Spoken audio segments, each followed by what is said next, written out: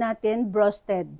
Ang mga sangkap niya guys, isang manok hiwain ng 8, 3 tasang gatas, sibuyas, bay leaf, paminta at saka butter. Ilagay natin ang manok sa kaserola. Ayan. At saka pagkatapos niyan guys, ilagay ang 3 basong gatas na fresh. Ayan. At saka ilagay ang kalahating sibuyas, hiwain ng malalaki, bay leaf na 3 piraso, 1 kutsaretang paminta, 1 kutsaretang asin, at saka 3 kutsarang butter. Yan. Haluin natin guys. Haluin pagkatapos takpan at saka hintayin kumulo hanggang 25 minutes. Ayan. Ayan, kumulo na guys. Patayin na natin ang apoy. Ayan, ito na ang sangkap niya guys para sa preto. Harina, 1 kutsarang paprika, buharat, at saka cornstarch at saka baking powder.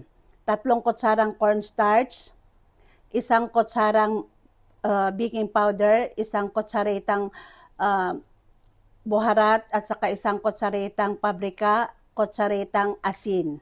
Ayan, haluin siya guys. Pagkatapos, lagyan natin ng 3/4 na tasang tubig. Yan. Tunawin siya guys sa tubig. Yan. Tunawin siya na hanggang medyo malapot siya. Ganyan. Hanggang sa matanggal yung buo-buo, mawala yung buo-buo guys.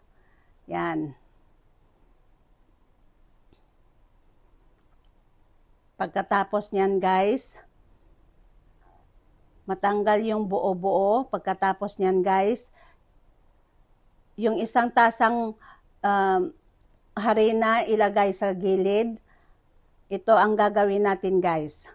Yung manok, i-dip natin sa harina na may tubig, na may mga sangkap, at saka pagulungin sa dry na harina.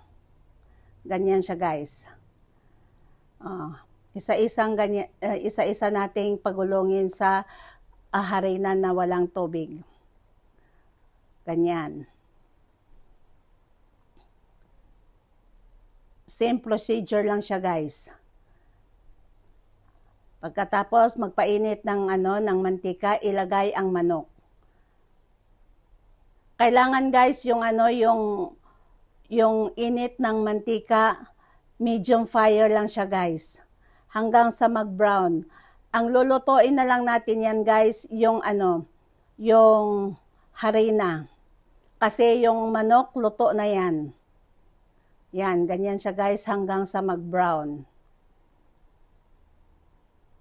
Ayan siya guys, medyo brown na siya. After 5 minutes or 3 minutes, pwede na yan. Ito na siya guys. Yan, ang broasted na manok.